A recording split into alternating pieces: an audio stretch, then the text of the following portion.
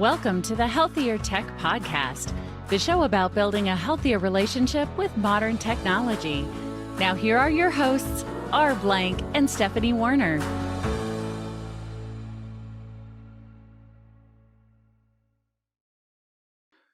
Rijul Arora is a digital well-being advocate and practitioner. Rijul is a technology enthusiast working on building a better working world through technology.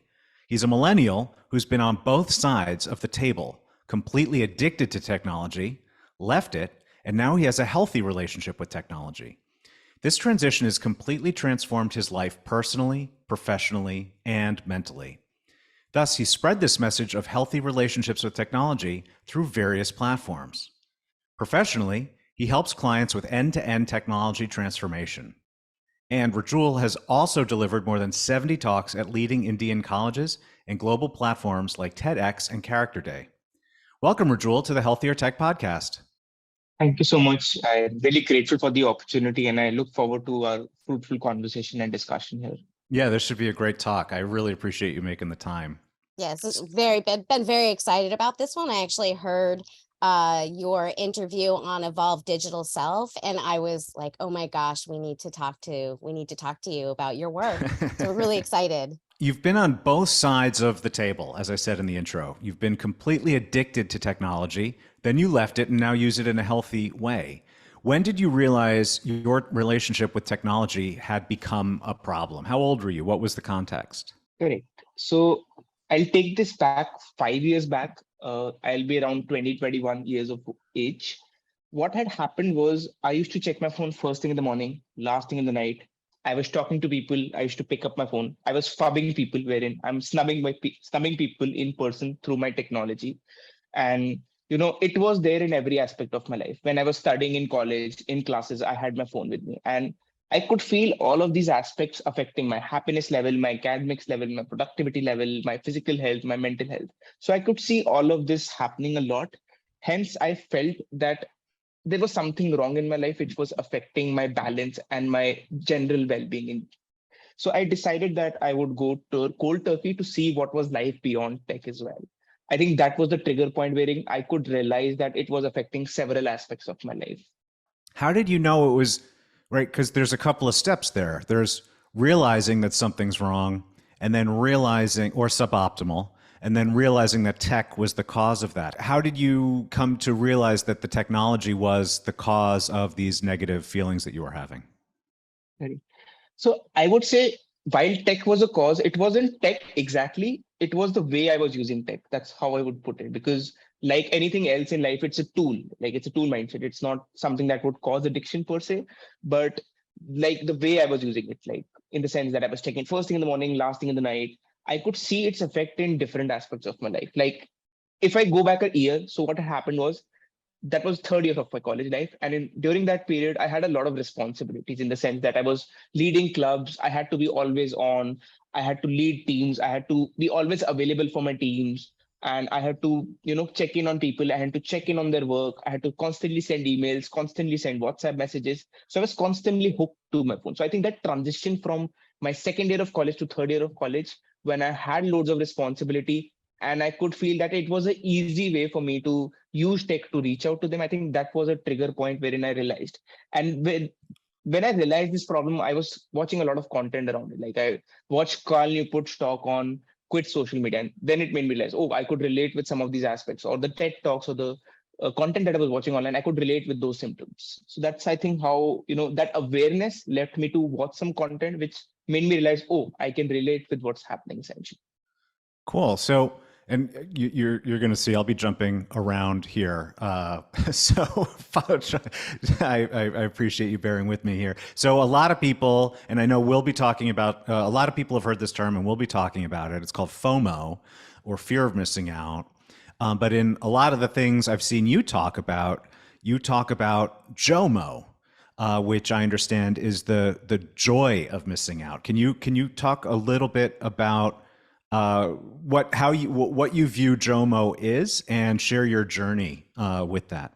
If you look at what's happening, most of us have this concept called FOMO, fear of missing out. I'm going to miss out on a party which is happening. I'm going to miss out on what's happening online. I'm going to miss out on what's happening in other people's life. I'm going to miss out on this particular news. So we always have this FOMO, or fear of missing out on what's happening online or offline. And honestly, there's always going to be FOMO. You can't be up to date with all the news, all the updates with what's happening in different people's life. You can never be updated with that. Hence, I feel it's important to shift our perspective from FOMO to JOMO, which is joy of missing out, which is experiencing joy in the moment. Like instead of I am feeling FOMO about what's happening in other people's life, can I experience joy in my offline moments with the time that I'm spending with someone in person? Or if I'm using tech in a healthy way, can I experience joy in that particular moment? So experiencing joy in the moments that I have, in the things that I'm doing, and being content with what I really have in life. So it's that perspective shift from FOMO to JOMO. And I think that perspective shift first happens with that acceptance that, okay, boss, I'm always going to have some kind of FOMO in life because I can never be up to date to things. And it's about being content with what you have. So I love this quote, which I read somewhere, which stated that, and there are two quotes. One is the quote that, and I quote that, how can I compare my life to, if I'm going on the road, if I'm walking the road and I see someone just passing by, and if I compare my life to them, how would that feel? Would that be fair or unfair to me? It's just 10 seconds of my life which I'm comparing with them. What's happening online now? Now comparing it to online, I just see someone like 10 seconds. I just see a reel and they've gone to this beautiful, wonderful holiday in Rome, Paris. And I feel jealous that, I missed out on something. So essentially, we're comparing ourselves to a wrong standard. We're comparing ourselves to the perfect self of someone else, which is really unfair on us, essentially. And another quote, which I really love around this concept, is the fact that the irony of the moment, essentially. Like if I'm going to a concert, essentially, and I click a photo of someone, or I click a photo of the concert, I'm essentially missing out on the moment to capture that moment, to upload it somewhere, to make someone else feel FOMO. So the irony of the moment, essentially. So essentially, it doesn't make sense to me. So yeah, so you started with a tech fast or partial fast in college. How long from when you made these changes to when you started having these realizations of the value of JOMO? Was it instant? Was it a process? It was a process. The first week was terrible. It was tough. It's like an addict having a withdrawal symptoms. The first week, I felt constantly going back to my phone. What happens is when you go away from some apps, you try to spend time on some other apps or some other means. So you could see yourself getting distracted for something else. Or, essentially, I didn't feel very happy in what I was doing. Like, honestly, after 1 week itself, I downloaded back WhatsApp because, I was missing the FOMO. I was having that FOMO and all. So that 1 week of struggle was there because I didn't have a proper routine. It was a big change for me. And, it's not just you, it's people around you as well. Like, it's that external noise. People were like, have you become a saint? Like, what are you doing? Right. Are you a Baba or are you a, like Baba guru or something, essentially? Have you gone to some other world? Are you even part of this world and all? So all of this pressure, and you also don't have 100% conviction in yourself. So the first week was tough, essentially. But as I kept going forward, I really believed in this cause because I wanted that transformation in my life. I wanted to have a good health, physical health, mental health, productivity, happiness. I believed in my why, essentially, and I kept going at it. And slowly, the processes, the routines that I made, like I constantly went for exercises. I used to read a lot in the morning. I adopted some great habits and routines that time. So I could then start feeling the benefits and experience that JOMO gradually, I would say. So it's a tough process in short, but you learn to love the process. Yeah, totally. When you were just talking, I had this kind of thought of when I stopped being so active on social media, I had this other little piece of joy that really it just popped into my mind. And it's that moment where you're offline for a while and somebody messages you and say, hey, I was just thinking about you. And like getting that personal contact instead of just a thumbs up, that's a great whatever post. It's like your absence can make people think about you and then reach out and just say how you're doing, which I think, for me, that was it's a fun observation, and it always makes me feel really good, to have that. So I want to segue a little bit. We talked a lot about tech addiction on the podcast, but you're one of the few younger guests that we've had on the show talking about it, which is a really unique perspective because you've lived with social media most of your life. Can you tell our listeners? Born digital. You're born digital. I didn't want to say it, but yeah, yeah, you're born digital. Can you tell our listeners what tech addiction is to you from like your perspective and share some facts about it? There are two things that come to my mind, which is one is constant distraction. So when I'm trying to work on something, I'm constantly distracted essentially. So I would put into two broader buckets. One is the fact that which is addiction, and second is distraction. So when we talk about addiction, addiction is a more severe form and distraction is a less severe form. So there's a whole spectrum to digital wellness essentially. At one end of the spectrum is something called detox, wherein you go cold turkey. Other end of the spectrum is addiction, wherein you feel withdrawal symptoms, and I'll come to that. Then if you go a little bit here on the positive side, there is distraction. So if you talk about addiction, I'll give an example. Like if a severe form of example, which could be the fact that if a school boy or if a college boy is playing games essentially, and they get hooked to their games, what happens is they don't even get up to go to the washroom or do some basic stuff in life, like eat food, form social connections. So I would say addiction is when it starts affecting your day-to-day life in terms of what you eat, how you eat. You have withdrawal symptoms when you go away from tech. So I think those two basic tenets come to my mind, that it really substitutes your life instead of supplements your life. And when I mean substitute, I mean in different aspects of your life, from your physical health to forming meaningful connections to doing basic chores in life to eating and stuff. So what happens in gamer senses or social media addicts is that they're not able to do their basic duties in life. They're constantly hooked to their screens. They don't go out in nature. They don't do their homework. They don't do their work essentially. So that's what a form of addiction is essentially. And when I come to distraction, which I talked about, there are two tenets to that. One is the fact that you're always on, like you're 24/7 connected to technology. The first thing you do in the morning is check your phone. Like even if you sleep in the night, you're checking your phone, or even in the middle of the night. Like that was something that used to happen to me. I used to get up in the middle of the night just to check my WhatsApp messages. I used to do that. Now, though, I have this alarm clock which I sleep with, which I'm really grateful for. But I think that always on culture is something that's pertinent a lot. The second is constant distraction. Like we have our notifications on. Like if I'm trying to work on something, focus on something, I get a phone call or I get a ping message on my phone, or I get an email notification, or I get a match from Tinder, let's say, that you've just got a match or your match is waiting for you. So all of these distractions, which are not helping you to focus on what your work is, because essentially each distraction really affects us. Because I think there is research which states that if you have a distraction, it takes anywhere between 70 seconds to 23 minutes to refocus after distraction. So that's a huge cause essentially, because if you're distracted, it takes you that time of refocusing plus the amount of time away from a distraction. For example, if I just now get a, let's say, notification from Instagram, I go to my Instagram and then I scroll for 10 minutes. And then it takes me some time to refocus. So essentially, it's taking me anywhere between 15 to 20 minutes to refocus after that distraction. So it's really affecting my productivity in one way. And there are a lot of other aspects to it as well: mental health, physical health, and a lot of it. So I hope that makes sense. Yeah, so in that description, you talk about certain words and behaviors that one would associate with other types of addiction. So for one that stands out is withdrawal. And that you hear a lot in, drug addiction and when you stop doing drugs, but you don't think that comparing tech to drugs is maybe the healthiest approach. Is that right? So why is that? And what do you think is a better kind of point of reference? Great. When I started on my journey, I had that same perspective, which a lot of people in the industry do. Like when they get started, tech is negative, tech is like drugs. But I feel that's an unhealthy comparison to have, because drugs, we are known that by research, it states that it causes cancer, it causes addiction, and there are a lot of negative effects to it essentially. So the better or healthier comparison is with food. And let me explain this analogy. The kind of food that you eat on a day-to-day basis, if you have a balanced diet, it really shapes up your personality. Like if I have the right amount of vitamins, carbohydrates, proteins, I'm a healthy human being in general.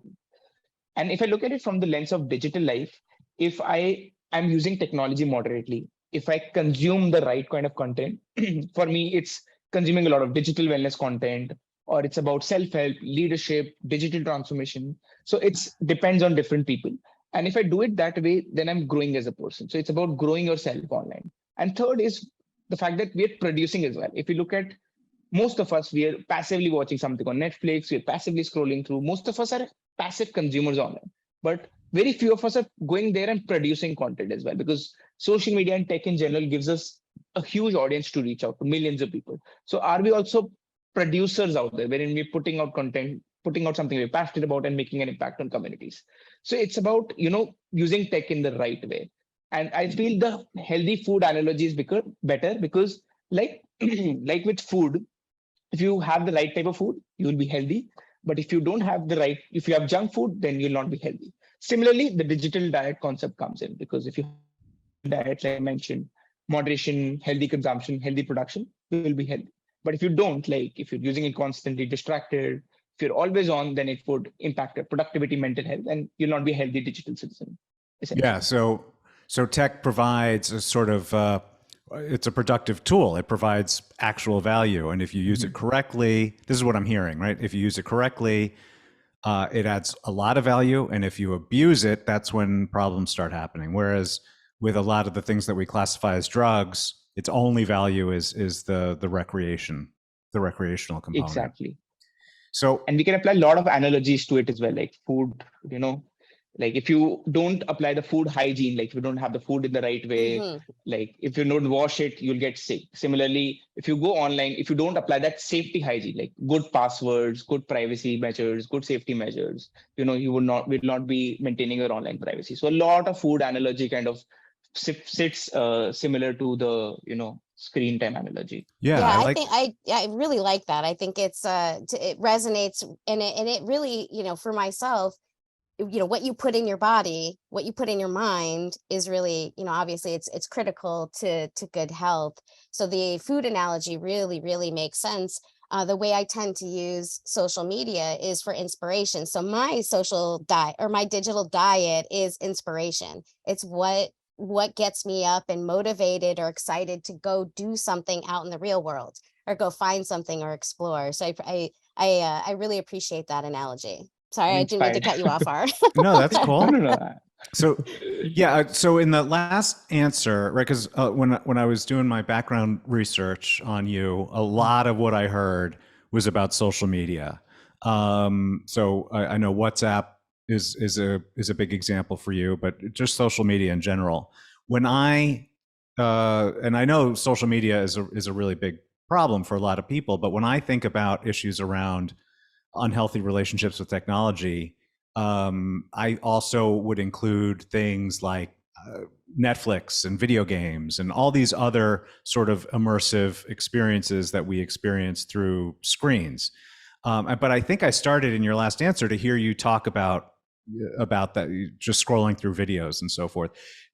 When you what examples of these harmful or potentially harmful experiences outside of social media, would you consider? I think there are a plethora of it, to be honest. As you mentioned, streaming services. Like if you look at Netflix, Amazon Prime, they are also meant to hook you in one way, in the sense that, if you watch a Netflix video or an Amazon Prime video, you automatically get the next video, essentially. So that could be another route of, getting constantly hooked or being always on. So that is definitely one tenet, which is streaming services. Then obviously games, which you mentioned. So there are plethora of it, gaming as well, and especially massive online, multiplayer game, wherein general games are okay, but what happens with online multiplayer games is it is good, but you have a social connection with someone else. So what happens is, if you don't find an offline connection, you're trying to find that online somewhere. So you kind of become accountable to that person out there, that online person. You come there to play with him or her. You come for that community as well. You come for those rewards as well. So massive online multiplayer games can also be addictive in nature as well. So I think that is another example of it. And looking at it more from the COVID lens now, video calling could also be harmful, in the sense that if we have a lot of back-to-back calls, it affects your fatigue as well. And if you look at statistics as well, I think Microsoft Teams, I think approximately there was like a 200 or 300% rise in the number of meetings that you had. So if you're having a lot of back-to-back meetings, a lot of back-to-back stuff, it really impacts your physical health, mental health, posture as well. And there are a lot of simple hacks you can make to make your meetings work for you. So I think video calling is also one pertinent thing which has happened because of COVID times. Then email as well. Obviously, most of us are also hooked to emails as well. Like we check our emails first thing in the morning, last thing in the night. Looking at more from a corporate lens, I think emails are something that can also Yeah. be a cause for trouble as well. Yeah, actually, Inbox zero. yeah, I'm really Yeah, glad go that ahead. you brought up the work aspect because, for me, I'm always on my computer. So, social media and all of that stuff, that's after work. But during work time, it's email, it's Skype, it's meetings. And when you said in the beginning that it takes 23 minutes to refocus after an interruption, I'm like, oh my God, my entire day is just running around unfocused because I'm always in that circle of refocusing. And I'm really intrigued to know what advice or hacks you have for, especially pertaining to how to become more productive and more focused during work when it's your job to kind of be unfocused, apparently. I would say that it's first of all understanding the different tools that you use and what is your biggest problem. So it's about that awareness piece first. Like use screen time apps, measure which kind of tool that you're struggling with. Because if you don't know what our problem is, how would we solve that problem? So if email is a problem, there are tools to manage that. So it's first of all understanding which kind of tools or which kind of technology tools do you struggle with potentially. And let's take a couple of examples, common examples which people struggle with.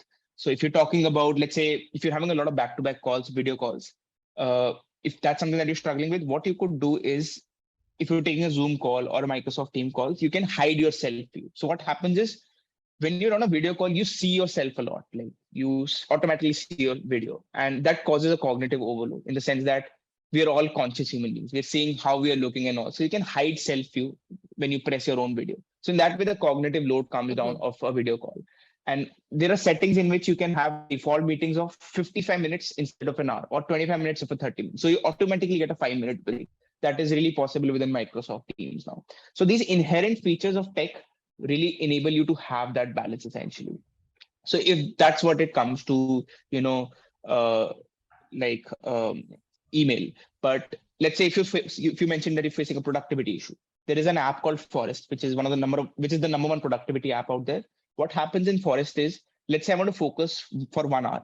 What I do is, in my phone, I go ahead to this Forest app and I put a timer of 1 hour. In that 1 hour, what happens is that I sow a seed, that seed grows into a plant essentially. And if during that 1 hour, I check any other app on my phone, I kill that seed. So I'm responsible for killing a seed if I, check my phone within that 1 hour. And so they've gamified the concept of digital wellness essentially. That's and really productivity. Interesting. It's like a reverse Tamagotchi. Yeah. Yeah. Do you have a forest at the end of the day, or what do you have? Interesting. Cool. Yeah, please continue. If you're successful, you get a real tree. And they've gamified the whole concept. You have a leaderboard. And after a certain point, they actually plant a real tree somewhere in the world as well. So they have that gamification concept. And they've built another concept for sleep as well. Like when you go to sleep, you are asked to build a house. And if during the night you check your phone, that house gets broken. It's called sleep taunt. But if you're able to successfully not check your phone in the night, that house gets really built. So they've really used that concept to, make sure that you have a better sleep, have better boundaries with tech, or have a better digital wellness and better productivity.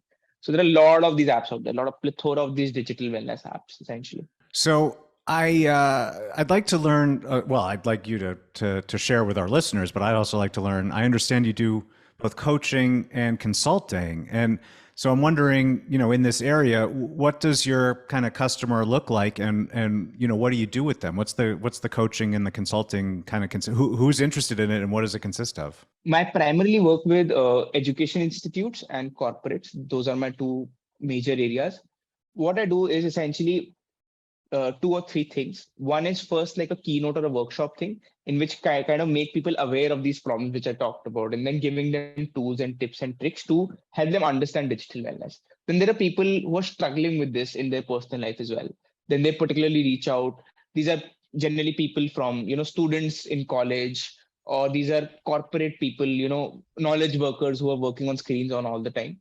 They're struggling with productivity, mental health, physical health issues when it comes to screens. So I help them, have a better balance with tech. And this generally involves helping them get aware of their problems which are there when it comes to technology, and then working along with them to, set goals for their digital wellness, what they want to achieve, and giving them the path of how they want to achieve. And another thing is that accountability partner. I'm with them, we have weekly check-in calls so that I'm making them accountable for their goals essentially. So this is how they're able to go from where they are in their digital wellness to where they want to be and have a better balance with tech. So that's what it comes to coaching. When it comes to consulting, it's about, if you look at consulting is again, similarly for education institutes and corporates, it's about understanding, it's not just about a tick in the box when it comes to digital wellness that you've done a workshop and, the culture has changed. But in order to imbibe a culture of digital wellness, it has to be a multi-pronged approach in the sense that you need to have different workshops for different kind of people, because leadership needs to have a different understanding of digital wellness. For them, they need to understand that this has an ROI, that health is not just a tick in the box, that it impacts your attrition, impacts your retention. So different workshop needs to be there for different stakeholders. Then, it's about looking at the policies of, do they have a right to disconnect policy, or do they have DE&I policy? Do they have a digital wellness policy in place or not? So it's about looking at changing the policies as well. And it's about, identifying champions within a network as well, like in the sense that there are people who are really passionate about this topic. So making them, educated about digital wellness, and then they encourage peer-to-peer network.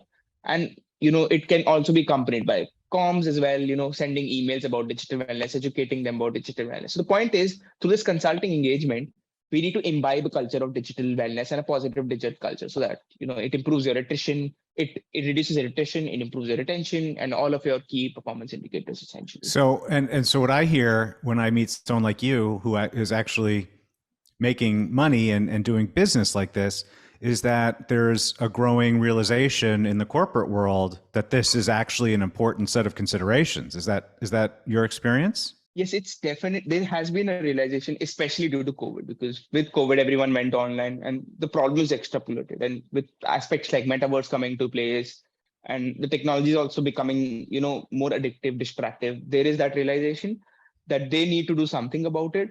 But the point is for them, is it is it a tick in the box, or do they want to really cause that cultural change? So I think that transition is taking place essentially from making it a tick in the box to a cultural change. I think some organizations are lower on the maturity curve in the sense that for them, they just need a workshop. But for some organizations, they really feel that this change needs to be brought about. Hence, they're proactive about getting stuff done instead of waiting that, cyberbullying happens or we're not productive and, video call fatigue and all. They're reactive in nature. So there is a spectrum to it essentially. And some organizations are more mature, some organizations are less mature essentially. No, but that's yes, great. there is hope, and people are realizing it. I like you. Yeah, there is hope. That really gives me that makes me happy to hear that's happening. So we just touched on your coaching and consulting. Where can people learn more about your coaching and consulting services? Yeah, so you can go to my website. It's literally rijularora.com, and you can get all details about the coaching offerings, consulting offerings. You can also refer my previous keynotes and offerings, testimonials, and all.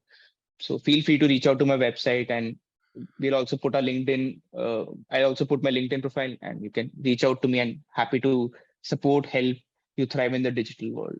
Excellent. Yeah, and we'll include the link to your website and your LinkedIn profile in the show notes. And I would encourage everybody listening to go check this out. His website has a lot of great content on it. Yeah. Videos, podcast appearances. Blog. It's really informative. Yeah. So Rijul, I know this is really late for you due to time zones. So I really appreciate you taking the time out of your schedule to come join us for this chat on the Healthier Tech podcast. And in your last answer, you mentioned, you just touched on very briefly the metaverse. I think we're going to have you back at the future point just to talk about that. But for now, this was a really great conversation. And I really thank you for coming on.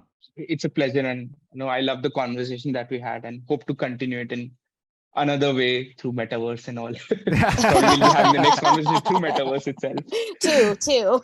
We'll find some other things. There's you bring a lot of great points to our audience, and we'd love to definitely connect and have you back on. Thank you so much. Thank you. Thank you so much for listening to this episode of the Healthier Tech Podcast. Remember to check the show notes for all the links and resources mentioned in the show. Please like and subscribe to the Healthier Tech podcast on Apple, Spotify, or your podcast platform of choice. Get your free quick start guide to building a healthier relationship with technology and our latest information at healthiertech.co.